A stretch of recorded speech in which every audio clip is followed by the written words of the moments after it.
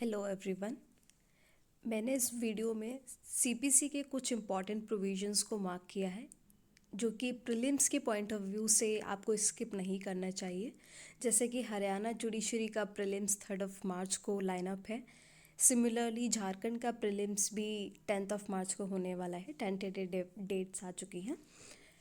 तो जो नए स्टूडेंट हैं स्पेसिफिकली जिनको प्रिपरेशन स्टार्ट किए हुए ज़्यादा टाइम नहीं हुआ है, उनको बड़े बैरक्स जैसे कि सीपीसी सीआरपीसी इनको पढ़ने में काफ़ी डिफ़िकल्टी आती है बिकॉज कंप्लीट पढ़ पाना लास्ट मोमेंट पे डिफ़िकल्ट हो जाता है। इनफैक्ट रिवीजन भी डिफ़िकल्ट हो जाता है। तो ऐसे स्टूडेंट्स के लिए ये वीडियो है। मैंने कुछ प्रोविजंस को मार्क किया हुआ है जिनको आप स्किप ना करें, या ऐसे प्रोविजंस मार्क किए हुए हैं, ऑर्डर्स मार्क करे हुए हैं या फिर सेक्शंस मार्क करे हुए हैं जो जनरली रिपीटेडली डिफरेंट स्टेट्स के प्रिलिमिनरी एग्ज़ाम्स में पूछे जाते हैं। तो इसमें मैंने कुछ प्रोविजंस को स्पेसिफिकली मार्क किया हुआ है, सेक्शंस को मार्क किया हुआ है या कुछ पार्ट्स को मार्क किया हुआ है। जैसे कि मैंने इसमें पार्ट 1 को मार्क किया हुआ है। आप जैसे कि यहाँ पर आप देख पाएंगे पार्ट 1 को मैंने यहाँ मार्क किया हुआ है। तो अगर मैंने किसी पार्ट को मार्क किया हुआ है तो आप समझ सकते हैं कि आपको उसके सारे ही सेक्शंस को एक रीडिंग देनी है, एटलीस्ट इंडेक्स रीडिंग आपको देनी ही होगी।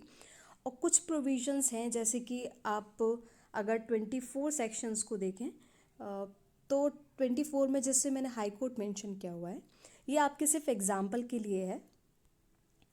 जैसे कि मैं अगर आगे मैं मूव करूं तो जैसे मैंने सेक्शन 32 जो आप अगर देख पा रहे हैं तो 32 में मैंने लेस देन 5000 मार्क किया हुआ है। इसका रीज़न ये है कि अगर आप इंडेक्स में छोटी छोटी चीज़ें मेंशन कर लेते हैं तो आपकी लास्ट मोमेंट रिवीजन में काफ़ी हेल्पफुल होता है। आपको पूरा बैरक अंदर पढ़ने की ज़रूरत नहीं होती है। तो मैंने आपके एग्जाम्पल के लिए कुछ ऐसे ही प्रोविज़न में इंडेक्स में ही मार्किंग करी हुई है। फॉर एग्जांपल सेक्शन 35A जो कंपनसेटरी कॉस्ट की बात करता है, तो जिसमें उसमें कॉम्पनसेशन कितनी होनी चाहिए, तो instead of going into the barrack and reading it again and again आप इंडेक्स में मार्क कर लेंगे। तो आप एग्ज़ाम से 1-2 घंटा पहले या एक दिन पहले आप सारे सब्जेक्ट्स का क्विकली रिवीजन कर सकते हैं। और प्रीलिम्स में ऐसे नोट्स या फिर इंडेक्स मार्किंग काफ़ी हैंडी होती है। तो इसी तरह से मैंने मार्क किया हुआ है। और कुछ प्रोविजंस हैं जिनको मैंने हाईलाइट किया हुआ है या जिनको सर्कल किया है। स्पेसिफिकली जिनको मैंने सर्कल किया हुआ है तो आप समझ लीजिए कि वो बहुत इंपॉर्टेंट प्रोविजंस हैं या फिर वो रिपीटेडली अदर स्टेट जुडिशरी में भी पूछे गए हैं। ऑल्दो अभी हरियाणा आने वाला है, हाउएवर ये सारे ही प्रोविज़न ऐसे हैं जो आपको अदर स्टेट जुडिशरी में भी काफ़ी हेल्पफुल रहेंगे। तो आप इन प्रोविजंस को जनरली स्किप ना करें। ऑल्दो आई विल सजेस्ट कि आपको कंप्लीट बैरक की रीडिंग एटलीस्ट 1 और 2 रीडिंग आपको करनी चाहिए। हाउएवर ये लास्ट मोमेंट पे पॉसिबल नहीं होता है। तो 1-2 रीडिंग के बाद आपको कुछ प्रोविजंस हैं जिनको रिपीटेडली रिवाइज करना है, जो इम्पॉर्टेंट हैं, जिनको आप स्किप नहीं कर सकते हैं।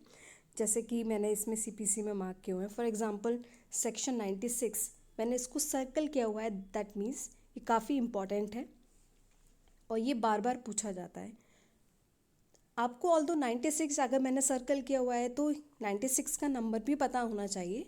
हाउएवर इसके जो क्लॉजेज हैं उनसे भी रिपीटेडली क्वेश्चन पूछा जाता है। तो इस वीडियो में मैंने सिर्फ इंडेक्स की मार्किंग की हुई है, बट अगर आप रिक्वेस्ट करेंगे तो मैं और ऐसी वीडियोस लेकर आऊँगी जिसमें सिर्फ इंडेक्स नहीं, मैं सीपीसी के पार्ट वाइज या ऑर्डर वाइज मैं आपको मार्किंग दिखाऊंगी कि आपको किन कीवर्ड्स पे या फिर किस पार्ट पर ज़्यादा फोकस करना है या फिर कहाँ से क्वेश्चन ज़्यादा आते हैं। फॉर एग्जांपल 96 जो सेक्शन है उसका जो क्लॉजेज हैं, जो सब सेक्शंस हैं 2 और 3, वहाँ से रिपीटेडली क्वेश्चंस आते हैं। कुछ में आपको नंबर पे फोकस करना है, कुछ में आपको अथॉरिटी पे फोकस करना है। इस तरह से आपको आप अगर प्रोविज़न पढ़ेंगे तो आप इजीली आप फाइंड आउट कर पाएंगे। ऑल्दो ये सिर्फ इंडेक्स हेल्प के लिए मैंने ये मार्क किया हुआ है। कुछ ऑर्डर्स हैं जिनको मैंने सिर्फ हाईलाइट किया हुआ है। फॉर एग्जांपल अगर आप इस ऑर्डर को देखें, ऑर्डर 3, इस ऑर्डर 3 में मैंने किसी प्रोविज़न को एज सच मार्क नहीं किया हुआ है बिकॉज आपको इसके अंदर जो भी रूल्स हैं उनको आपको पढ़ने की ज़रूरत नहीं है। इसमें आपको सिर्फ ऑर्डर नंबर पता होना ज़रूरी है। अगर अब मैंने सर्कल किया हुआ है तो आप, जैसा कि मैं पहले बता चुकी हूँ कि वो इम्पॉर्टेंट है। For example order two, rule two, it's really really important. In fact ये तो मेंस के पॉइंट ऑफ व्यू से भी काफ़ी इम्पॉर्टेंट प्रोविज़न है। तो आप ये मार्क प्रोविज़न को अपने बैरक में मार्क कर लीजिए और you can write it somewhere, जिससे आप जब अपना बैरक पढ़ें तो आप इन प्रोविजंस पर, इन रूल्स पे या सेक्शंस पे ज़्यादा फोकस कर सकें। और जैसे कि मैंने ऑर्डर 5 में कुछ प्रोविजंस को मार्क किया हुआ है या सर्कल किया हुआ है, तो आप सिर्फ इन्हें भी पढ़ के जाएंगे तो आपका मेजर काम हो जाएगा। ऑल्दो मैं सजेस्ट करूँगी, जैसे मैंने पहले कहा, कि अगर आप इंडेक्स रीडिंग कर रहे हैं तो एटलीस्ट आप पूरे की 1-2 बार ज़रूर करें। बट इन केस आपके पास टाइम नहीं हो तो आप ये प्रोविज़न जो मार्क्ड हैं इनको ज़रूर देख कर जाएँ, क्योंकि मोस्टली क्वेश्चंस, आप समझ लीजिए more than 90% questions in area से ही ज़्यादा आता है। जैसे कि मैंने मार्क किया हुआ है दस्ती समन। ये जो दस्ती समन आप देख रहे हैं, ये रिपीटेडली दस्ती समन आपको बैरक में टर्म नहीं दिखेगा। हाउएवर रिपीटेडली ये बहुत सारी स्टेट जुडिशरी के प्रीलिम्स में आ चुका है कि दस्ती समन किस रूल में दे रखा है या किस ऑर्डर में दे रखा है। तो it is given in rule 9A of order 5। मैं ये इसको स्क्रॉल करते जा रही हूँ, आप इम्पॉर्टेंट प्रोविजंस को या जो मैंने मार्क किए हैं उनको मार्क कर लीजिए। ये ऑल्दो मैं अभी हरियाणा के लिए आपको सजेस्ट कर रही हूँ, पर they are not helpful only in Haryana but in other state judiciary as well. कुछ प्रोविज़न इनमें से ऐसे हैं जो इनफैक्ट मेंस के पर्पस से भी बहुत बहुत इम्पॉर्टेंट हैं। For example this provision counter claim, set of, ये ऐसे प्रोविज़न हैं जो मेंस में भी बहुत इंपॉर्टेंट है और जनरली प्रीलिम्स में भी पूछ लिया जाता है that counter claim is given under which rule. तो आपको रूल्स के ऑप्शन दे रखे होंगे या डिफरेंट ऑर्डर एंड रूल के ऑप्शन दे रखे होंगे।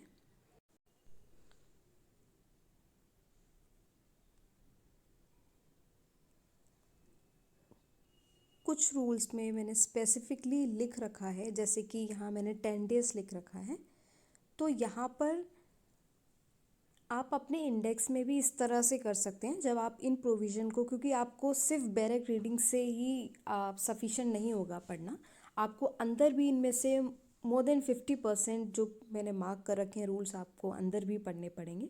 तो जैसे मैंने इसमें 10 डेज लिख रखा है, दैट मीन्स आप जब अंदर पढ़ेंगे तो आप इजीली समझ जाएंगे, या जिन्होंने बैरक को पढ़ा होगा वो समझ जाएंगे कि आपको जो इंटेरोगेटरीज हैं वो आपको with in 10 days file answer करनी होती हैं।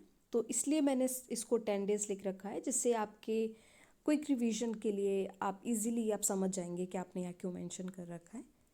तो ऑल्दो मेरा पर्पस ही यही है कि आपको लास्ट मोमेंट रिवीजन में अगर कुछ हैंडी नोट चाहिए या आपको क्विक रिवीजन के लिए कुछ ऐसा चाहिए कि आप देखें और रिकॉल हो जाएं चीज़ें, उस पर्पस से मैं ये इंडेक्स का आपको मार्किंग लेकर आई हूँ।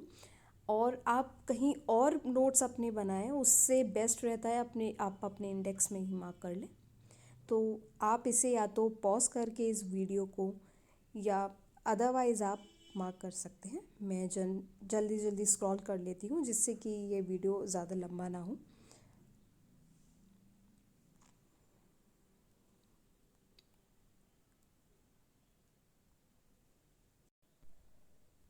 कुछ रूल्स में आप देखेंगे मैंने जैसे स्पेसिफिकली नंबर लिख रखा है। For example sale of immovable property 82 till 96, sale of movable property. तो ये मैंने आपको ये एक्सप्लेन करने के लिए एक एग्जांपल के लिए लिख रखा है। कुछ ऐसे रूल्स हैं जहाँ पर स्पेसिफिकली नंबर पूछ लिया जाता है कि कहाँ से कहाँ तक डील करता है। For example sale of immovable property is discuss under which rules, तो आपको ये बताना होगा। जो ऑप्शंस दे रखे होंगे आपको उसमें याद रखना होगा कि 82 से 96 तक है। तो यहाँ पे आपको अंदर डिटेल में पढ़ने की ज़रूरत नहीं है, बट यस आपको नंबर भी पता होना चाहिए कुछ रूल्स का या कुछ प्रोविज़न का स्पेसिफिकली।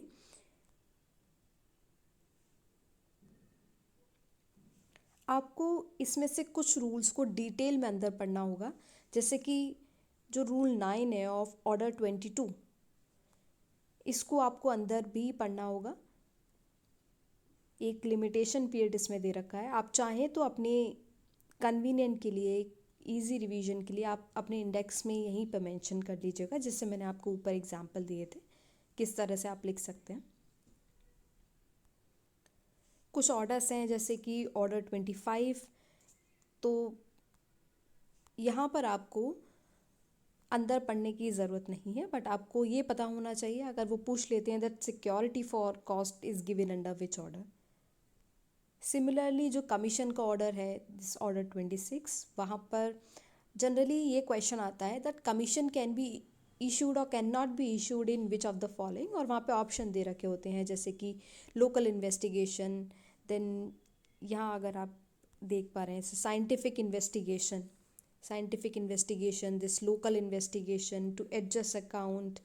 तो इस तरह के प्रोविज़न भी आते हैं, I am very sorry, questions भी आते हैं। तो वैसे बहुत डिटेल में ऑर्डर 26 पे नहीं आएगा, बट इस तरह से क्वेश्चन बनते हैं। तो मैं आपको कुछ क्वेश्चंस फ्रेम करके साथ में बता रही हूँ कि किस तरह के क्वेश्चंस आते हैं और किस तरह से आप इस इंडेक्स की हेल्प ले सकते हैं। यहाँ पे मैंने कहीं भी किसी रूल को मार्क नहीं किया है बिकॉज जनरली बहुत इंपॉर्टेंट नहीं है, यहाँ पे ऑर्डर से डायरेक्ट क्वेश्चंस आते हैं। जहाँ जहाँ भी मुझे इंपॉर्टेंट लगा है मैंने मार्क किया है, और मैंने कुछ को सर्कल भी किया हुआ है क्योंकि उनसे रिपीटेडली क्वेश्चंस आए हुए हैं प्रीवियस ईयर्स में या एक्सपेक्टेड होते हैं। ऑर्डर 38 जो आप देख रहे हैं, ऑर्डर 38 बेसिकली ये मेंस के लिए भी इम्पॉर्टेंट है और ये प्रीलिम्स के लिए भी इम्पॉर्टेंट है, बट प्रीलिम्स में जनरली ये रूल भी पूछ लेते हैं कि कहाँ से कहाँ तक अरेस्ट है, कहाँ से कहाँ तक अटैचमेंट है। ऑल दो मेंस के लिए तो आपको डिटेल में तैयार करना ही है, but this order 39 related to temporary injunction is very very important, इसलिए मैंने स्पेसिफिकली यहाँ पे स्टार भी लिखा हुआ है। इसके जो प्रोविज़न है जिनको मैंने सर्कल किया है उनको आपको बहुत ध्यान से पढ़ना है क्योंकि उनसे बहुत बार क्वेश्चंस आए हुए हैं।